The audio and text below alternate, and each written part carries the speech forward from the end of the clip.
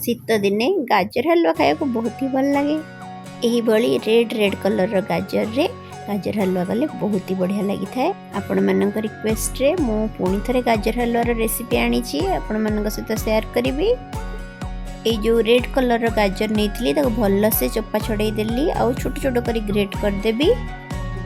Gas रे गोटे कड़ाई नेबी से घी चमच नहीं जाइए जिते सारा ड्राई फ्रूट्स आपण यूज करने को चाहते आपण पसंद नेबे मते भल लगे।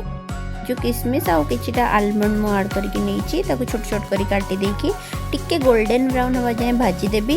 ताको काढ़ी देला परे सेई घी रे दीटा तेजपत्र देकी ग्रेट करके रखिथिबा गाजर सब को पकेकी भल से फ्राए करी।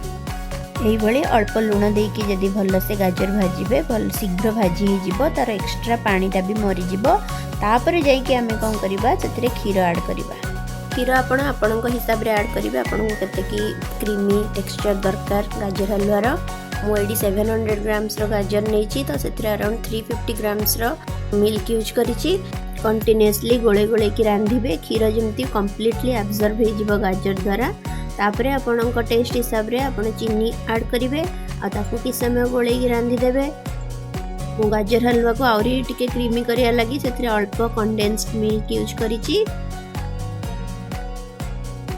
जो भाजी की रखिथिली ड्राई फ्रूट्स ताकू भी सब ऐड कर देबी।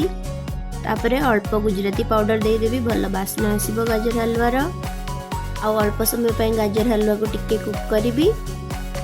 लास्ट को गोटे चमच घी पकईकी गाजर हलवा को गोलई देबी। बहुत भल बास्ना आसीबो घी टिके पकेइले। एबे गार्निशिंग लगी गोटे बीटरूट नहीं बीट को पतला पतला करी स्लाइस करके काटी देइछि जेमिति कि से रोज फ्लावर पेटल भलिया दिसिबो। आ ताकू ए टाइप रो सर्कल सर्कल करके सजाइकी रखिदेबी। आउटपुट बहुत ही भल आसीबो। आ आपण मानक घरे जदि गेस्ट आछिसंदी किछि पार्टी होउछि ताले आपण गेस्ट मानन को इम्प्रेस करि परिबे ए टाइप रो गार्निशिंग करी। Thanks for watching. जय जगन्नाथ।